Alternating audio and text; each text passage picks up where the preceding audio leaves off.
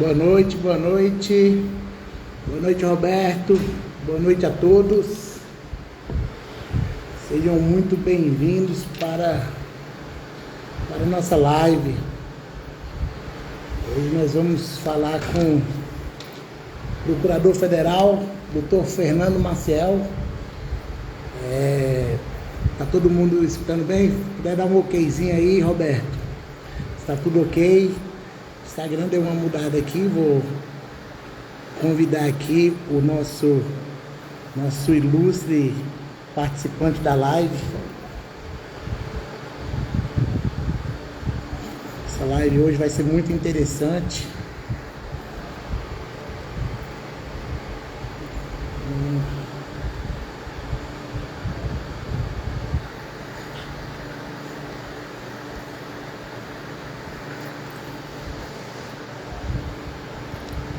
Vamos lá, gente. Boa noite, Jorge. Boa noite a todos que estão entrando aí. Sejam todos muito bem-vindos. Hoje vai ser uma live muito importante, muito especial aí, com a participação do Procurador Federal Fernando Maciel. Doutor Fernando. Nivaldo, boa noite, seja bem-vindo. O Instagram deu uma mudada aqui, gente. Eu vou verificar aqui agora para poder... Doutor Fernando, se estiver online, puder pedir para participar aqui, por gentileza.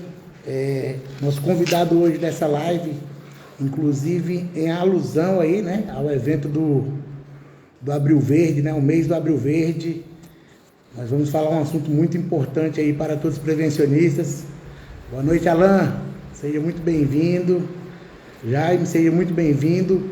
Obrigado pela participação de todos vocês de antemão. Nós, do sindicato, agradecemos a presença de todos vocês. Eu, em especial, eu que agradeço, Alain. É muito importante para a gente a participação de todos vocês. Estou aguardando o nosso convidado entrar aqui para poder participar, né? É um mês diferenciado, é um mês que a gente sabe que segurança no trabalho nós temos que fazer todos os dias, todos os meses, faz parte da nossa rotina cotidiana com relação ao nosso laborar, né? É da nossa atividade, é da nossa profissão. Boa noite, doutor Elis. Nosso convidado chegou, doutor Elis está participando, que honra, Superintendente Regional do Trabalho e Emprego do Distrito Federal, é nossa parceira, tem nos apoiado muito a nossa categoria. Professor Fernando, se puder, vamos aqui, pediu para participar. Obrigado a todos pela participação.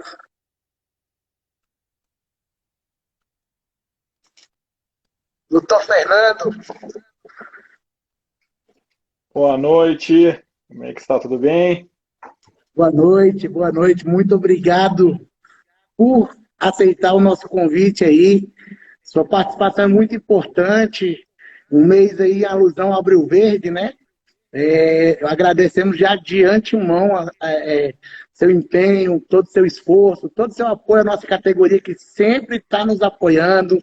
Em todos os eventos promovidos pela nossa categoria, nós temos tido a honra de ter seu apoio, sua presença, sua participação. É muito importante para todos nós, viu, doutor Fernando?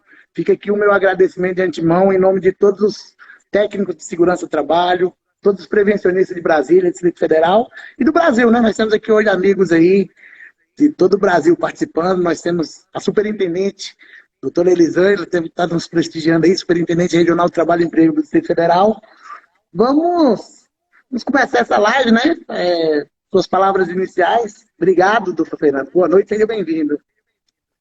Wilton, só tenho a agradecer o convite, né? Mais uma vez uma satisfação estar da oportunidade de falar, mesmo que não presencialmente, mas, né, por meios de tecnologia que nos aproximam, né, ter a oportunidade de falar aí com colegas que eu admiro muito, com profissionais que são responsáveis por garantir, né, condições saudáveis e seguras de trabalho, verdadeiros heróis diante de tantas dificuldades, e também uma categoria que creio que ainda não receba a merecida importância e relevância, mas tenho certeza que, especialmente a partir desse cenário, né, tomara que seja de pós-pandemia, possamos virar essa página e necessitar de uma impulsão maior para a nossa economia, nós possamos, através de uma postura preventiva, da valorização dos profissionais que atuam com a prevenção, com a observância de normas de saúde e segurança, possamos melhorar não apenas as condições dos trabalhadores, e temos certeza que o próprio segmento econômico vai, né, colher muitos frutos de um trabalho seguro, de um trabalho saudável. Muito obrigado. Bacana esse reconhecimento. Nós temos lutado para isso, né? A gente peleja diariamente, sabemos que, eu acho que hoje, mais do que uma profissão, é uma causa, né? Assim como o senhor também faz parte aí dessa causa aí prevencionista, aí para poder melhorar as condições dos ambientes de trabalho, em todos os ramos de atividade. Doutor Fernando, há uma dúvida, né? Muitos profissionais, inclusive, que estão iniciando agora na carreira de técnico em segurança do trabalho. Para a gente aqui esclarecer um pouco, o que faz um procurador federal? Qual que é a sua atividade? Certo. O procurador federal é um advogado público que exerce uma advocacia de Estado. Por que eu digo isso? Não é uma advocacia de governo, onde temos que atender, né, o interesse desse ou daquele político que esteja exercendo no momento, né, o seu mandato, mas sim exercer uma advocacia de Estado, observando, né, os preceitos da Constituição, fazendo com que a administração pública consiga realizar, né, com efetividade, com eficiência, todo o seu trabalho. Então, basicamente, nós temos duas atividades. Ou atuamos numa esfera consultiva, né, fazendo análises, emitindo pareceres, emitindo notas técnicas. Por exemplo, recentemente o INSS atualizou a sua instrução normativa, né, ele suprimiu a de número 77, introduziu a de número 128, e antes disso esse estudo passou pela Procuradoria Federal para fazer essa análise consultiva e verificar se não havia algum tipo de incompatibilidade.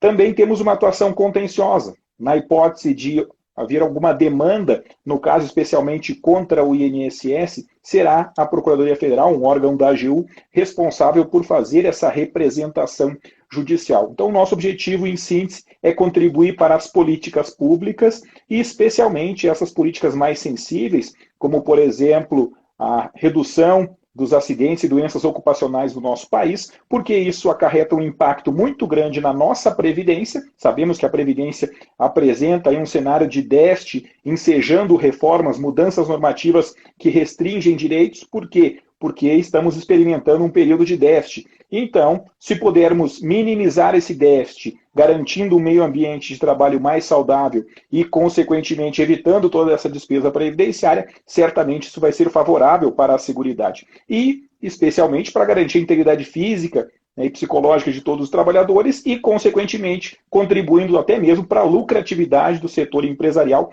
que vai se beneficiar muito com um meio ambiente de trabalho equilibrado. É muito bacana a sua colocação, inclusive com relação a esses pontos positivos para todos, né? Tanto para os trabalhadores quanto para os empregadores. A importância de uma atividade segura, saudável, né? Isso é muito bacana. Aproveitando o ensejo, qual que seria, no seu ponto de vista, doutor Fernando, a importância de um profissional da área de segurança no trabalho em conhecer mais aprofundado com relação a essa questão previdenciária? Inclusive, a gente vai se aprofundar um pouco mais ali na questão dessa instrução normativa 128, que passou a vigorar, né? Achei ela muito interessante, ela é bem extensa, bem ampla, mas ela é muito dinâmica, né? É muito bacana de se estudar. Qual que seria a diferença para um profissional da área de segurança do trabalho na importância de conhecer mais aprofundado essa questão desse tema?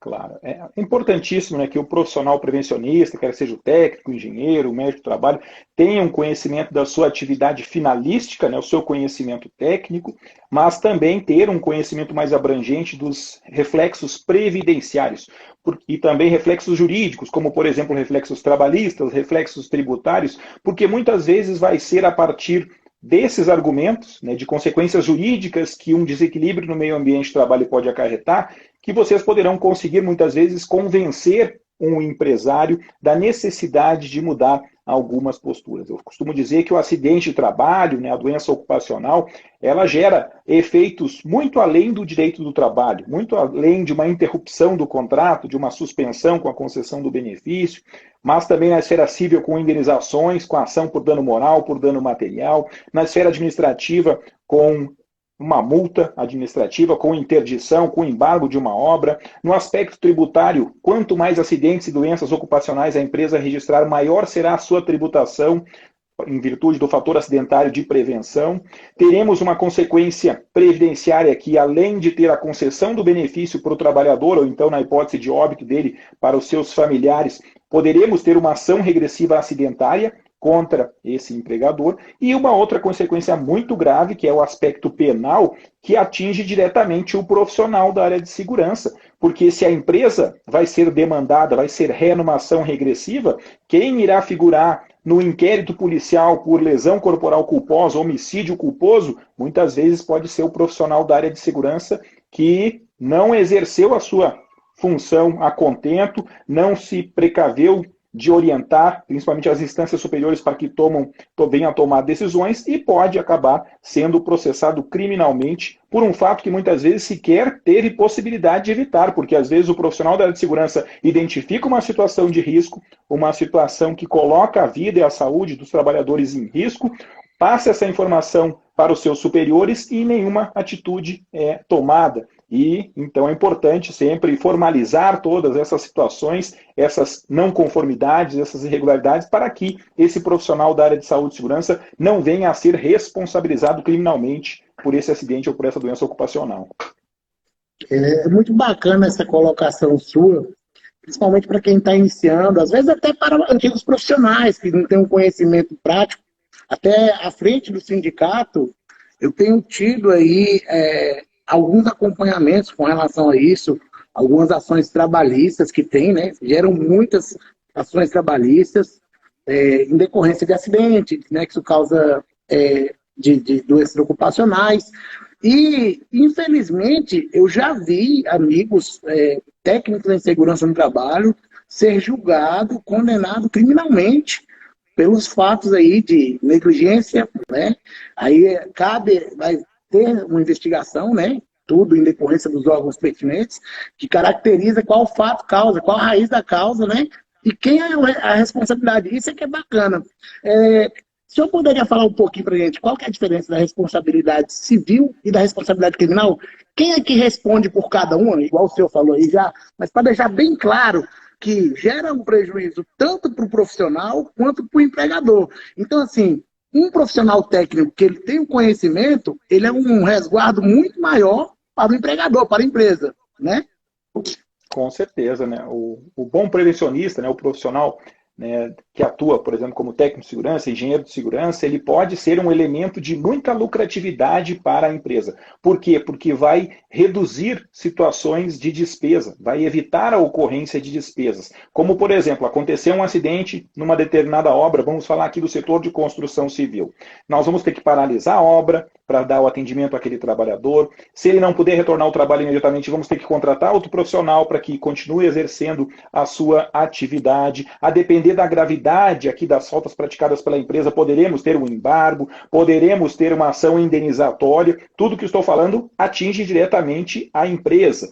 Ela poderá ter uma tributação mais elevada em virtude do fator acidentário de prevenção. Ela pode sofrer uma ação regressiva. Agora, quando falamos de consequências criminais, isso não atinge a pessoa jurídica, a empresa. Isso atinge uma pessoa física. E o que o dono da empresa vai dizer? Eu não entendo nada de saúde e segurança. Eu contratei um técnico para evitar que isso acontecesse. Então, se aconteceu aquela morte do trabalhador, que pode ser configurado, por exemplo, um homicídio culposo, o dono da empresa vai colocar a responsabilidade nesse profissional técnico de segurança, nesse responsável pela obra. Então, mostrar que desempenhar corretamente a sua função como prevencionista é uma alternativa de não ter complicações futuras, até mesmo na esfera criminal, o que mostra a grande responsabilidade dos profissionais prevencionistas. Bacana, é muito bacana esse esclarecimento, porque até na atividade nossa do sindicato, a gente às vezes pega algumas situações que a pessoa estudou e às vezes não se aprofundou muito no estudo e não sabe dessa responsabilidade, né?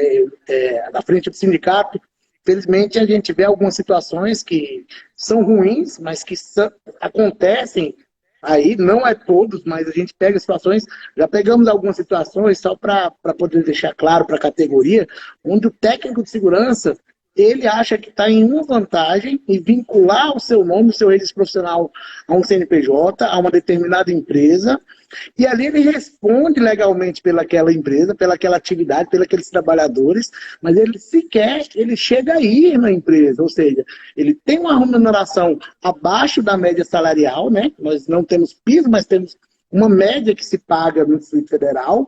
E aí, quando você vê ali aquele... Ah, mas por que você se submete a isso? Aí o profissional acha que está na vantagem, por não ir trabalhar, por estar na casa dele ali, apenas assinando.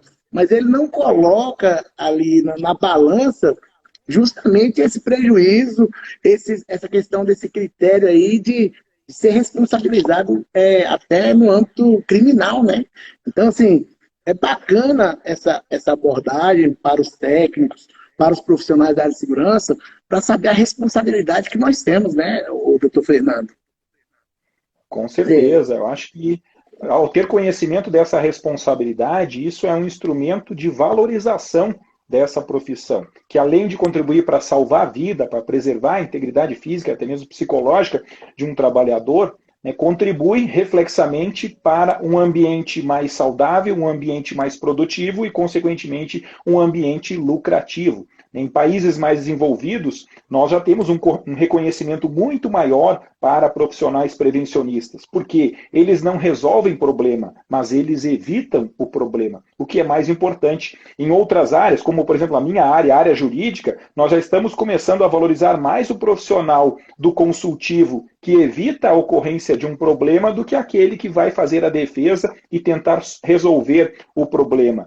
Em países avançados também, na medicina, se valoriza muito mais o médico de prevenção, de uma saúde preventiva, do que aquele que vai proceder à cura de uma doença. Então nós temos que introduzir isso também no nosso país e passar a valorizar mais aquele que evita o problema e não aquele que é bom apenas solucionar. Muito bacana essa abordagem. Muito importante que todos saibam com relação a isso, né, doutor Fernando? Doutor Fernando, nós passamos agora por algumas alterações normativas, assim bem como essa nova instrução normativa do INSS, né, que ela é bem esclarecedora para todos os profissionais que laboram tanto no âmbito previdenciário como também no âmbito prevencionista. Eu acho que um bom profissional, como o senhor falou, ele tem que sim se abranger. Hoje, infelizmente, muitos profissionais ficam ali apenas em normas regulamentadoras, né? Sendo que nós temos um nicho tão grande, um leque tão grande de informações aí, um acervo técnico gritante, vamos dizer assim, né? Assim como as normas de higiene ocupacional da Fundacentro, né? As NHOs, as instruções normativas, as portarias, as leis. E nós temos ouvido falar muito, doutor Fernando, de uma lei que é uma lei antiga, mas que ela veio muito à tona agora com relação a quando passou a vigorar o E-Social, a Lei 8.213, né? Inclusive no que tange respeito o LTCAT.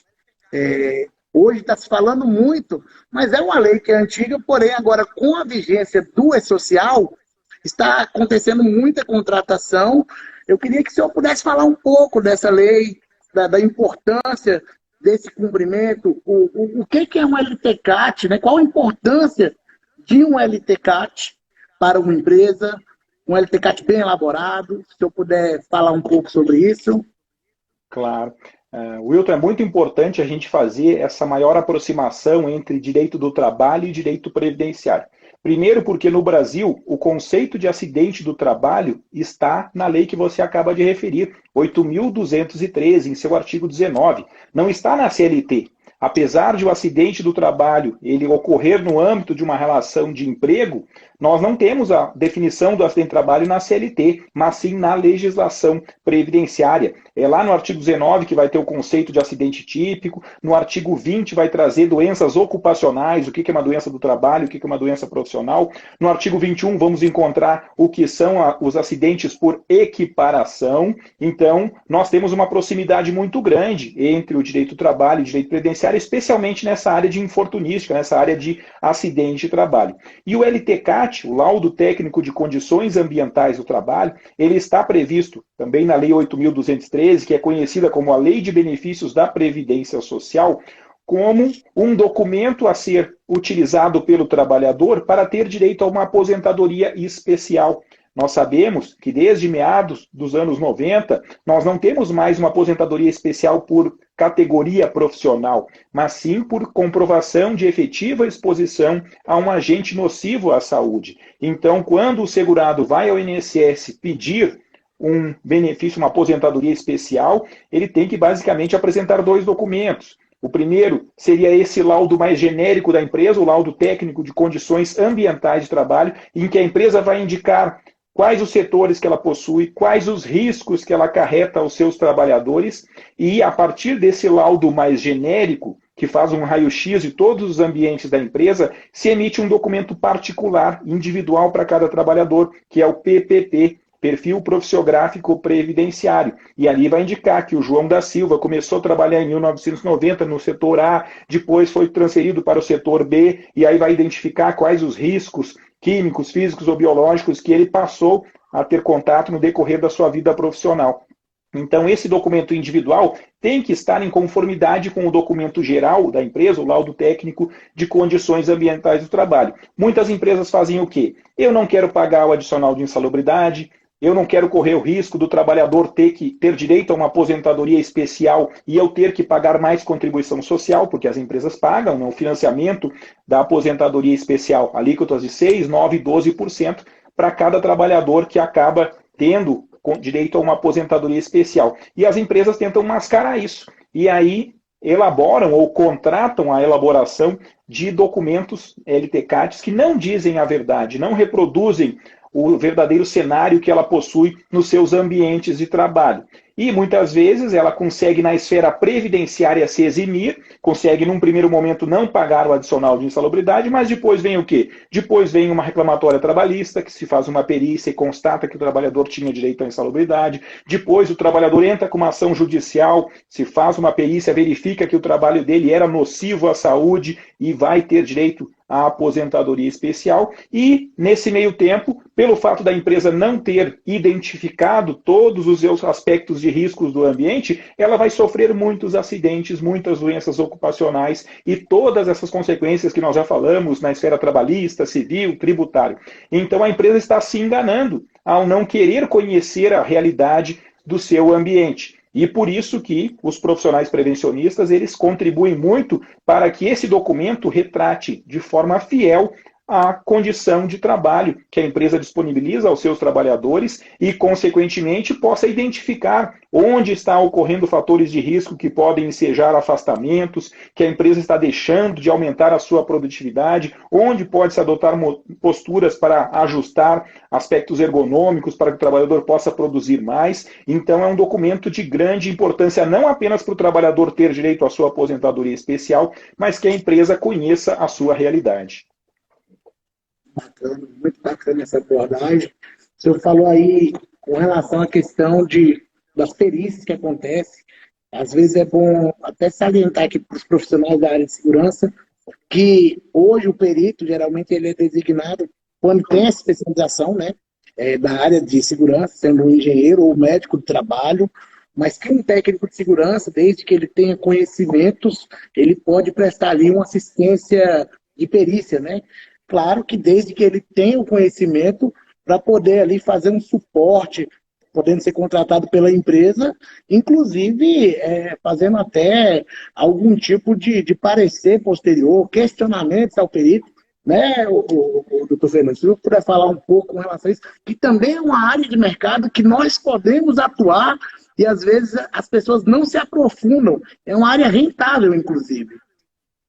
Exatamente, Wilton. Posso até dar aqui um depoimento concreto. Antes de ser procurador federal, eu fui advogado na iniciativa privada, então eu advogava na esfera trabalhista e previdenciária, e algumas vezes eu ingressei com reclamatórias trabalhistas contra a empresa, né, representando o trabalhador, pedindo o pagamento de adicional de insalubridade, e o juiz marcava a realização de uma perícia. O juiz designava o perito do juiz para ir até a empresa e fazer a avaliação de ruído, por exemplo. E eu, enquanto advogado, não tinha conhecimento técnico para contestar aquilo que o perito apresentava. Então, na ocasião, eu falei com o reclamante, olha, vamos contratar um assistente técnico, vamos contratar aqui um técnico de segurança que tem mais conhecimento, sabe como funcionam os equipamentos de aferição, e esse técnico de segurança foi junto até o dia da perícia, constatou que o perito judicial estava observando todos os procedimentos e reconheceu o excesso de ruído no ambiente de trabalho e, consequentemente, o pagamento do adicional. Se eu estivesse sozinho naquela perícia, poderia acontecer de o perito, muitas vezes, não utilizar a metodologia adequada e eu não teria argumentos técnicos para contestar isso. Então, é importante mostrar que o técnico de segurança, o profissional prevencionista, ele pode atuar tanto sendo contratado por uma empresa, como também contratado por um sindicato, contratado por um trabalhador, para comparecer a essa perícia enquanto um assistente do reclamante. Então, tive êxito nessa ação trabalhista porque contei com a expertise, com o conhecimento técnico de um profissional prevencionista. Bacana, né? A gente percebe que tem vários nichos que o profissional da área de segurança ele pode atuar. E assim, é igual o senhor falou, hoje em Brasília nós temos uma realidade de que cita-se muito e a contratação há muito diferenciada para o ramo da indústria da construção civil. Mas nós, como profissionais da área de segurança, hoje, por obrigatoriedade, inclusive de legislação, com relação à saúde e segurança, com relação à preservação da vida, nós somos ali contemplados em todos os ramos, né, o doutor Fernando? Por mais que não tenha ali uma obrigatoriedade de se ter um CESUT, aquele CNPJ para ele estar guarnecido, para ele estar resguardado em todos os âmbitos, até também por melhores condições para o trabalhador, claro que a priori, é bacana essa contratação, né, o doutor Fernando? Com certeza, é importantíssimo contar com a expertise, com o conhecimento técnico desses profissionais, tanto numa esfera judicial, no caso para servir aí como um assistente, né, numa perícia técnica, como também para orientar adequadamente o preenchimento desses documentos. Agora, cada vez mais a legislação ficando complexa, agora com a utilização do e-social, ou seja, o cerco vai fechando em relação às empresas, porque terão acesso, né, o governo vai ter acesso informatizado a todas essas informações, a subnotificação, né, vai reduzir sensivelmente, se é que ainda existe alguns casos, então é importante contar com profissionais com conhecimento técnico para evitar futuros problemas. É bacana essa questão, essa inovação tecnológica, eu acho que ela só tende a somar, né, doutor Fernando? E os impactos, por mais que nós, todos que são vinculados à área, não sinta de imediato, uma hora a conta chega, né, doutor Fernando?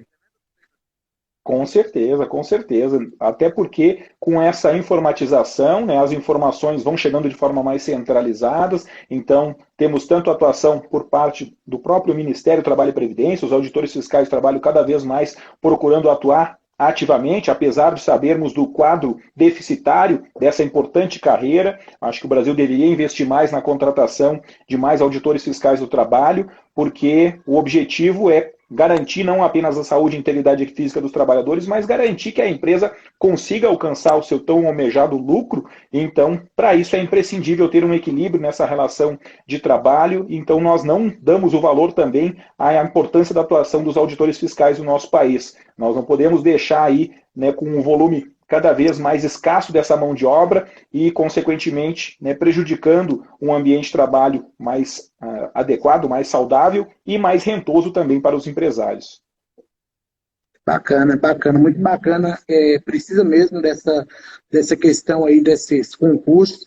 Eu tive o prazer de participar de uma audiência pública no Senado Federal, na representação ali da bancada dos trabalhadores, né?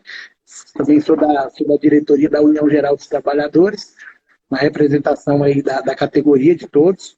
E isso foi uma das questões que nós solicitamos ali ao senador Paulo Paim, né? Ele defende bastante essa questão dos direitos trabalhistas e, inclusive, estava lá o SNAI, Sindicato Nacional dos Auditores Fiscais, que falaram que o quantitativo hoje para todo o Brasil é 2001, exatamente 2001 auditores fiscais. Em Brasília aqui, eu conversando com a doutora Elisângela, nós temos 64.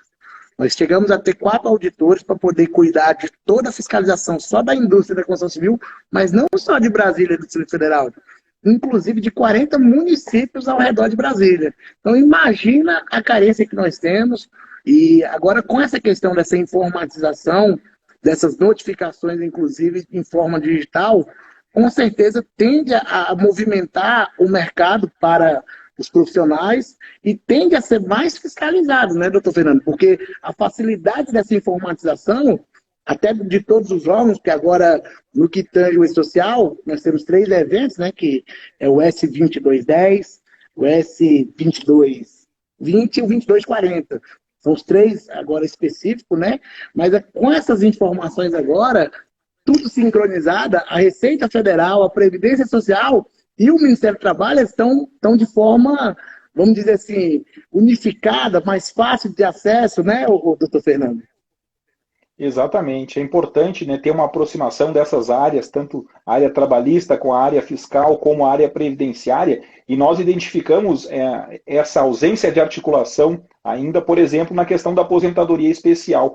Né? Há um índice muito grande de concessões judiciais. De cada 10 aposentadorias especiais concedidas no nosso país, 8 são por decisões judiciais. Significa que o segurado muitas vezes não consegue obter diretamente junto ao INSS, muitas vezes por aquilo que falamos há pouco. A empresa querendo evitar o pagamento de um adicional de insalubridade, querendo evitar o pagamento de um adicional de contribuição social, não elabora adequadamente os seus documentos, né, no caso o LTCAT, o PPP, e consequentemente faz com que na esfera administrativa o segurado não tenha esse direito garantido e só vai conseguir obter via uma ação judicial. Então, aí não há uma articulação mais forte entre a área trabalhista, a área previdenciária e a área fiscal, de modo que com a evolução agora, o E-Social, certamente isso vai facilitar essa aproximação e a garantia de um direito justamente na esfera administrativa. É bacana. Eu costumo dizer, nós não podemos generalizar, mas para o empregador, eu costumo dizer que o CNPJ ele não tem coração, mas ele tem conta bancária, né, doutor Fernando? Exato, e tem uma parte muito sensível que é o bolso. Né? Então nós conseguimos muitas vezes ter uma mudança de postura e de cultura através de uma medida punitivo-pedagógica, como tive a oportunidade de exercer junto à Advocacia Geral da União por meio das ações regressivas acidentárias. Muitas vezes a empresa não se dava conta da importância de garantir um ambiente seguro, que iria correr o risco de gerar acidentes e doenças ocupacionais, e isso acarretava um prejuízo para toda a sociedade, porque nós, sociedade brasileira, é quem financiamos o INSS. O dinheiro não sai do INSS, sai dos nossos bolsos, aqui, dos nossos impostos, contribuições sociais. Então, por meio da ação regressiva, o que nós buscamos é cobrar diretamente do responsável por aquela despesa. Aquele que, descumprindo a legislação trabalhista e previdenciária, gera um acidente, uma doença ocupacional, que faz com que toda a sociedade tenha que garantir o benefício àquele trabalhador ou àquela família que ficou desprovida aí de um ente querido. Então, muitas vezes é fruto de uma condenação que a empresa passa a se dar conta. É mais barato prevenir do que suportar condenações em dano moral, em embargos, interdição e ter também uma ação regressiva acidentária. Doutor Fernando, é bacana, eu gosto muito, o senhor sabe que eu sou seu fã, eu tenho mentores na área, eu faço questão de acompanhar, está sempre ali buscando, mas essa questão, infelizmente, não é todos que têm um conhecimento. O senhor pode falar um pouquinho do que é uma ação regressiva para o profissional que está nos assistindo aí, participando, para ele poder entender um pouco mais? Certo. Ação regressiva é uma ação de cobrança que o INSS propõe contra aquelas empresas que, descumprindo a legislação, especialmente de saúde e segurança do trabalho, geram acidentes e esses acidentes geram a concessão de um benefício por parte do INSS, quer seja uma aposentadoria por incapacidade permanente, que é a nova aposentadoria por invalidez, quer seja um acidente fatal que vai gerar uma pensão para os dependentes desse trabalhador. Então, quem paga essa conta?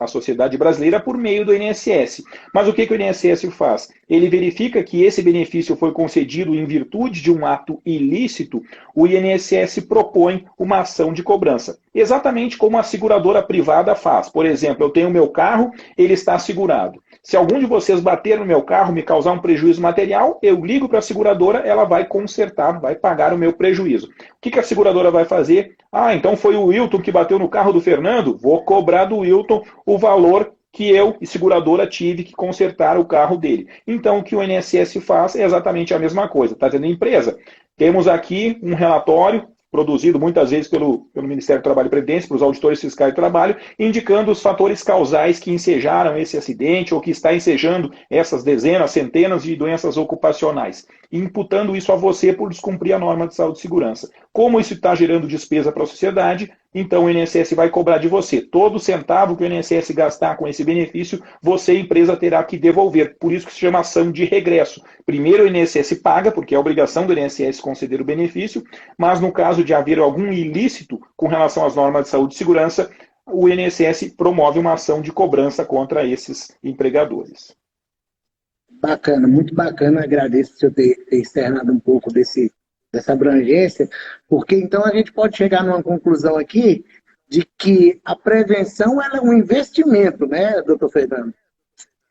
Com certeza, nós já temos estudos, especialmente em países desenvolvidos, estudos muito avançados, mas temos também aqui estudos no Brasil, feito pelo SESI, mostrando que empresas que investem em um ambiente de trabalho equilibrado, investem em prevenção, têm uma redução de 40% nas suas despesas. Ou seja, qual a empresa num cenário de crise financeira não vai querer melhorar a produtividade, a sua lucratividade em 40%? Como é que se faz isso para ter essa lucratividade? Reduz essas despesas desnecessárias, fruto de um acidente, doença ocupacional. Ao investir num ambiente saudável, o trabalhador ele vai produzir mais e isso vai gerar uma maior lucratividade sem gerar qualquer tipo de pagamento de indenização. Ao contrário, se a empresa quer economizar num primeiro momento, e aqui uso o exemplo dos profissionais prevencionistas, muitas vezes contratando maus profissionais, aqueles que o Wilton exemplificou aí que preferem ficar em casa assinando documento sem saber qual é a realidade da empresa. Então, muitas vezes, para o empresário, é um lucro, é um aspecto interessante ele contratar um profissional, paga um pouco aquilo que ele acha que seria justo e tem apenas uma atuação pro forma, mas não efetiva em prevenção. Então, num primeiro momento, a empresa tem aqui uma certa economia, mas depois ela vai suportar ação regressiva, ação por dano moral, interdição da obra, embargo, pagamento de mais tributos. Ao passo que se contratar um bom profissional que vai desempenhar o seu trabalho de forma responsável, indicando para o empresário, você está fazendo errado em determinadas situações, a empresa não vai ter esses problemas futuros, não vai ter que suportar todas essas consequências. Então, se eu fosse um empresário, eu queria ter o profissional da área de saúde e segurança mais enérgico possível, mais criterioso, porque eu sei que ele está trabalhando para evitar problemas futuros. E por isso que digo que temos que remunerar melhor também essa categoria de profissionais que tem como objetivo também aumentar a lucratividade da empresa. Bacana, é bacana. Essa questão dessa abordagem, inclusive, é muito importante que nós, como profissionais, façamos esse papel diante do empregador, né?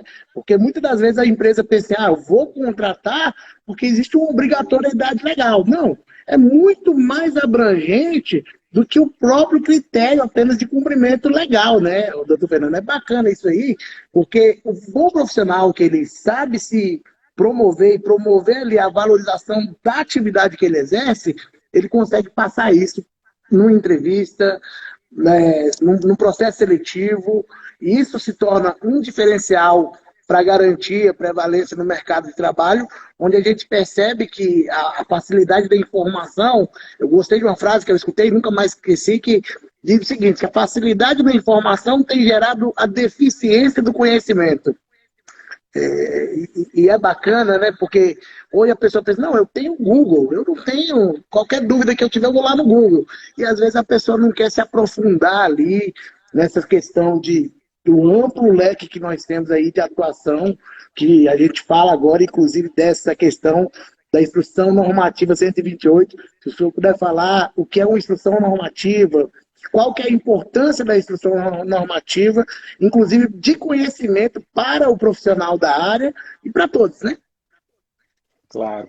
A Instrução Normativa 128 do INSS, ela foi editada recentemente e alterou a antiga instrução, que era de número 77 de 2015. De lá para cá, de 2015 até hoje, tivemos inúmeras alterações normativas. Por exemplo, uma reforma da Previdência, a emenda 103. E a instrução normativa anterior do INSS, de número 77, estava defasada, por isso tiveram que atualizar e aproveitaram já para fazer uma abordagem mais complexa, mais ampla possível. Esse documento, essa instrução normativa, no âmbito da Previdência Social, é a Bíblia do servidor do INSS, porque essa instrução normativa consolida o que diz a Constituição, o que diz a lei, o que diz o decreto e vai especificar bem como o servidor deve agir. Por isso se diz, é uma instrução normativa de cunho interno. Se o profissional da área de saúde e segurança já conhece como o servidor do INSS vai agir naquele caso concreto, isso facilita bastante. Então a importância de ter esse conhecimento não só do aspecto técnico da saúde e segurança,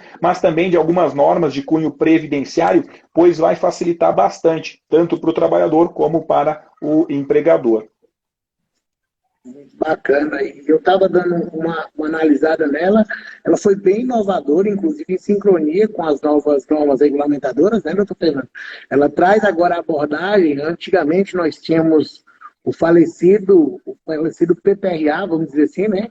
Hoje ele trouxe agora, inclusive a nomenclatura ali, no seu artigo 277, ele cita o PGR, que é o Programa de Gerenciamento de Riscos, que para nós da área de segurança, para as empresas, é uma inovação essa questão de gestão relacionado à segurança, relacionado à saúde ocupacional, esse monitoramento efetivo e eficaz, né?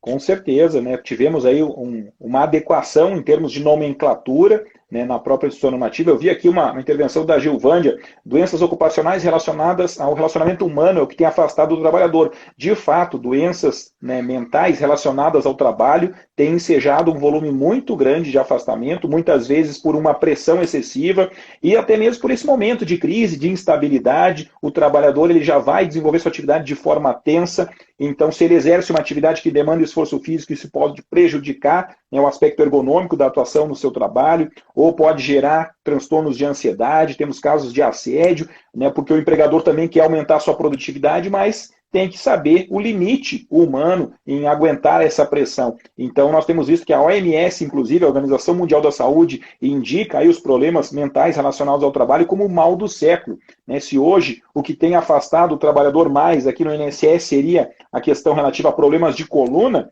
né, em 10 anos, em 20 anos, nós já vamos ter aí as questões mentais, né, distúrbios psíquicos como uma grande causa de afastamento. E quando não afasta, gera o que nós chamamos de um presenteísmo. Às vezes o trabalhador ele não vai se abster de ir trabalhar, ele vai ir para a empresa, mas ele vai sem condições psicológicas de poder desenvolver o seu melhor. E aí vai ter uma pessoa produzindo metade da sua capacidade, o que vai repercutir também numa redução da lucratividade do empresário. Então, o profissional da área de saúde e segurança tem que também ter essa sensibilidade de conhecer não apenas o aspecto anatômico, se as condições ergonômicas, mas também as condições de relacionamento, se as metas estabelecidas pelas empresas estão adequadas, porque muitas vezes exigir demais de um trabalhador pode fazer com que ele acabe produzindo menos. E aí o interlocutor entre o empresário e o trabalhador muitas vezes vai ser o profissional da área de saúde e segurança.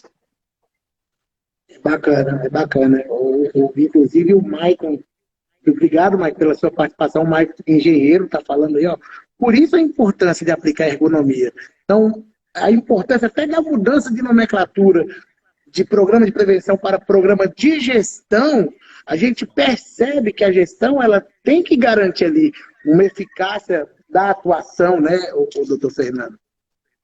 Exato, e a própria, né, as noções de ergonomia nos dizem que nós temos que adaptar a máquina ao ser humano e não o contrário. Então, em termos de metas de produtividade, temos que levar em consideração, né, a capacidade humana e a partir disso fazer esses ajustes, sob pena de né, gerar um volume cada vez mais de trabalhadores afastados, com prejuízo para a Previdência Social. É um aspecto interessante. A reforma da Previdência, a emenda 103, ela foi elaborada a partir de uma premissa de um déficit. Aquilo que se arrecada de contribuição social não é suficiente para pagar os benefícios previdenciários. As alterações que foram feitas, principalmente nos benefícios programáveis, quando o que mais gera despesa para a Previdência Social é o benefício não programável, é aquele que decorre de um acidente de trabalho, é aquele que decorre de uma doença ocupacional. Então aqui está o ponto-chave de uma reforma previdenciária que passa pela prevenção de acidentes e doenças ocupacionais. Nós não temos que aumentar a alíquota SAT para pagar essa conta. Nós temos que reduzir o número de afastamentos, de doenças ocupacionais, de acidente de trabalho, para não gerar uma despesa desnecessária para toda a sociedade. Legal, muito bacana esse esclarecimento que o senhor está trazendo. É até bacana, eu gostei muito aqui do artigo 281, doutor Fernando, que ele cita, 291 na verdade, ele cita a questão da hierarquia, né?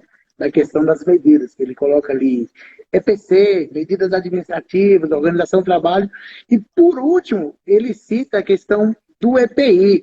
Hoje existem diversos profissionais da área de segurança, às vezes tiram dúvidas, às vezes eu vou fazer uma visita técnica e a gente percebe, muitas das vezes o profissional, ele às vezes fala assim, não, aqui ele tem que receber o adicional de salubridade. Só que a pessoa esquece que ele, sendo um profissional da área de prevenção, que ele prevê as ações, ele tem que trabalhar no critério de quê? Melhores condições, não precificação do dano à saúde do trabalhador. Mas ele tem que tentar, na medida do possível, eliminar aqueles agentes de risco, né? Minimizar os impactos ou neutralizar ou minimizar através da EPI. Ou seja, ele é a última instância escalonária no processo de prevenção, né, doutor Fernando? Exatamente. Né? Países desenvolvidos utilizam o EPI, né, como uma última alternativa. E parece que no Brasil é a primeira e única.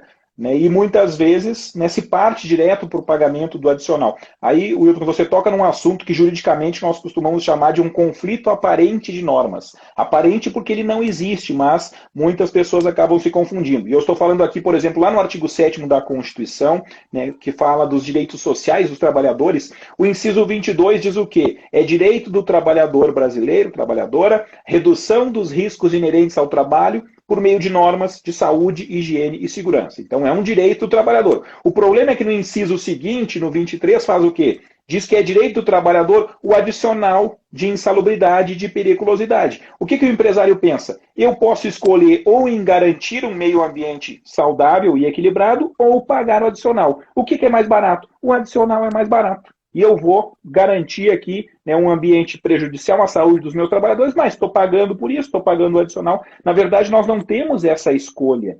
Primeiro, o empresário deveria garantir todas as maneiras, todos os meios de reduzir os riscos. E olha que a Constituição não fala eliminar risco, ela fala em reduzir os riscos, porque às vezes para construir um prédio, nós vamos ter que colocar o trabalhador numa situação de altura. Para que nós tenhamos a condição de fazer essa live, alguém vai ter que estar subindo num poste, colocando a mão num fio lá, trabalhando com eletricidade, correndo um risco, né, de tomar um choque. Então, tem certas atividades que há um risco inerente, mas ele pode ser evitado ou diminuído ao máximo possível. E nota que a Constituição também não fala reduzir acidentes, ela fala reduzir riscos, que é uma fase anterior ao acidente. E aqui no Brasil parece que a gente ainda está tentando reduzir o acidente, quando o correto seria focar nos elementos causais, especificamente aqui nos riscos que podem ensejar acidentes e doenças ocupacionais.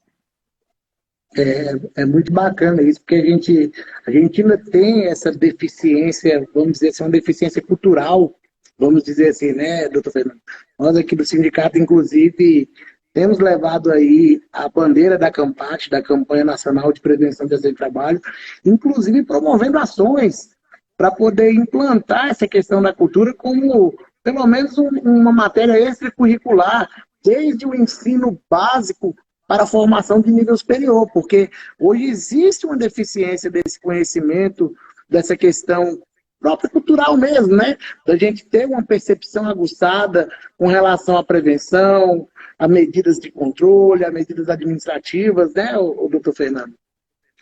Exatamente, eu acho que você tocou num ponto muito importante, Wilton, que estamos diante, de fato, de uma mudança cultural. E essa mudança cultural, ela não corre de um ano para o outro. Muitas vezes nós precisamos de algumas gerações. Então, países desenvolvidos, como fizeram essa mudança cultural? Atacaram no ensino fundamental, atacaram na pré-escola, ensinando as criancinhas de 4, 5 anos de idade noções de prevenção de acidentes, noções de prevenção de acidente de trânsito, que antes de atravessar a rua tem que olhar para os lados, que quando for trabalhar tem que utilizar equipamentos, que não pode colocar o dedinho na tomada, senão vai tomar choque. E muitas vezes é essa mudança das crianças que passa para a família. Então nós temos que sim começar a incluir aqui no currículo básico da nossa educação noções de saúde e segurança, a importância que isso tem, e nós certamente no futuro nós vamos colher frutos muito positivos dessa mudança cultural. Mas para isso é preciso vontade, é preciso de uma atuação conjunta, e por isso que esse mês de abril é extremamente importante, que congrega aqui profissionais da área de saúde e segurança, da área jurídica,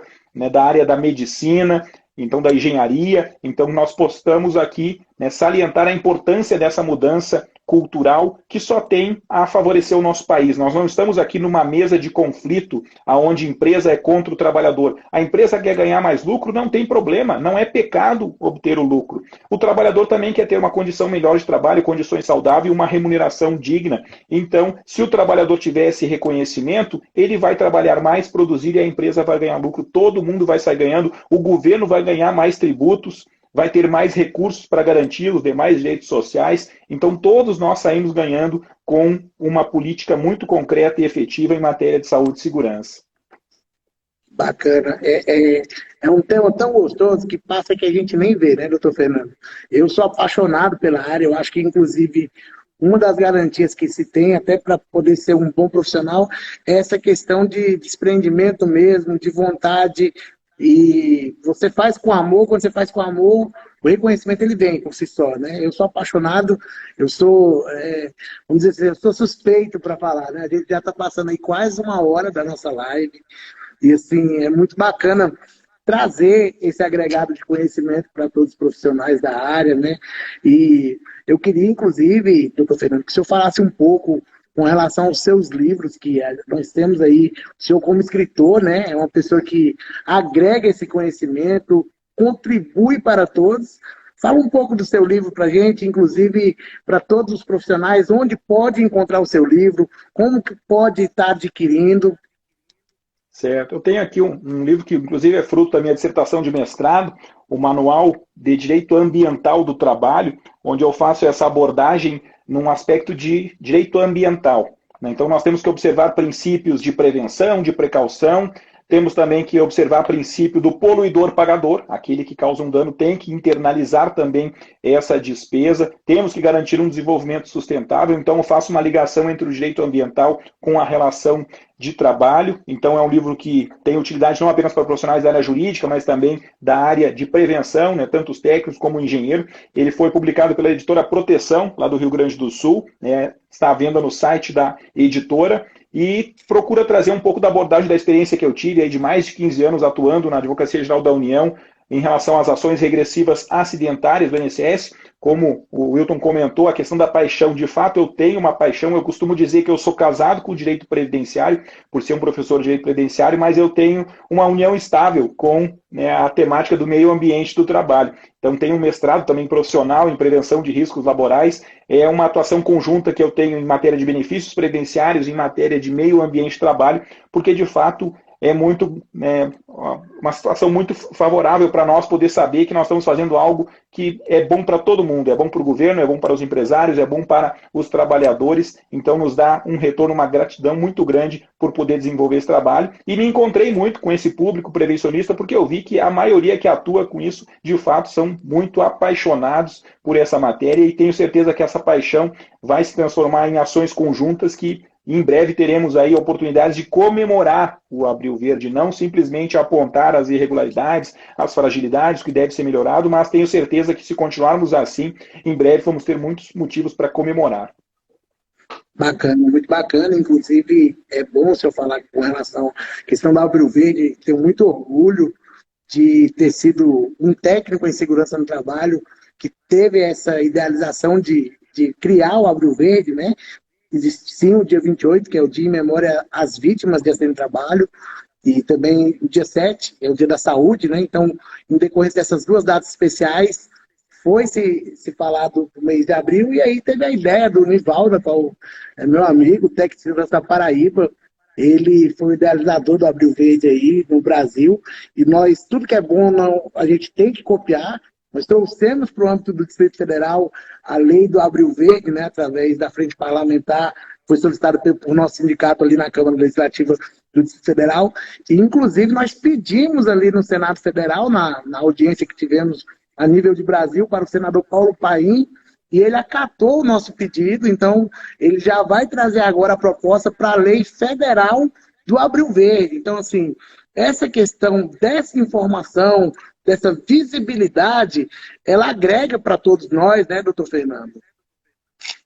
Com certeza, acho que é importante ter toda essa mobilização, né, e certamente com esse apoio, né, do Congresso Nacional, né, reconhecendo no âmbito federal a importância desse dia, não desse dia, desse mês, que deve ser utilizado para chamar a atenção da importância, né, de um ambiente de trabalho equilibrado, que tende a evitar muitos danos, muitos prejuízos e gerar aqui um desenvolvimento sustentável para o nosso país. Tenho certeza que todos nós vamos sair ganhando, e por isso parabenizo todos os profissionais prevencionistas que de forma apaixonada, de forma guerreira, continuam, né, batalhando para garantir melhores condições de trabalho no nosso país. Então os trabalhadores só têm a agradecer esses heróis aí que estão diuturnamente batalhando, mesmo sabendo das dificuldades, das incompreensões. Muitas vezes a empresa acha que o trabalhador prevencionista que atua de forma muito crítica, de forma muito efetiva, só está dando trabalho, só está dando despesa. Pelo contrário, isso é uma visão míope, uma visão distorcida da realidade. Então nós temos que limpar essas lentes aí, fazer com que as pessoas enxerguem verdadeiramente quem está contribuindo, né, tanto para a causa trabalhista como também para a causa empresarial. Bacana. Passou rápido, né, doutor Fernando? Queria te agradecer mais Verdade. uma vez por sua disponibilidade. Tem que ser apaixonado mesmo para estar desprendendo de tempo aí, em plena terça-feira aí à noite, eu podia estar descansando, vendo novela e estar aqui trazendo essas informações que agregam conhecimento para todos nós, que geram impacto para todos os trabalhadores. Então, nós já vamos chegando ao final. Mais uma vez, doutor Fernando, muito obrigado. Queria que o senhor fizesse suas considerações finais e que numa próxima oportunidade, peço até desculpa pelo meu atendimento, sempre cheguei, doutor Fernando, só vou para pedir, né? Não, os amigos estão aí para essas coisas, só tenho a agradecer, né, o carinho que tenho recebido, né, tanto do Wilton quanto dos profissionais prevencionistas que eu tenho contato, e parabenizar por essa atuação que vem sendo desenvolvida e que continuem, né, focados nesse objetivo. E nós estamos diante de um momento aí de, né, inclinação de passar a considerar a maior importância dessa atuação prevencionista, e certamente isso vai refletir em melhores condições de trabalho, melhores condições salariais, eu tenho certeza disso. Então saibam que vocês estão numa área que tem a crescer muito ainda e contribuir muito para o nosso país, por isso que nós somos muito gratos a todos vocês. Então, ótimo, doutor Fernando, queria agradecer mais uma vez a sua presença, todos os nossos participantes aí, essa live vai ficar salva, depois vou jogar ela no YouTube, e que Deus abençoe a noite de todos, abençoe sua noite. Doutor Fernando, mais uma vez, o meu muito obrigado, e também para o pessoal acompanhar o seu Instagram, né? Poder seguir o seu Instagram e também os seus seguidores poder seguir o do sindicato, que a gente sempre está aqui na medida do possível, trazendo informações, eventos aí que são importantes, tanto para a área jurídica quanto para a área dos prevencionistas. Doutor Fernando, muito obrigado, boa noite, obrigado a todos pela participação. Se Deus quiser, a gente vai ter uma outra live aí, né, doutor Fernando? Com certeza, estou à disposição. Um grande abraço. Valeu, doutor Fernando, boa noite, bom descanso.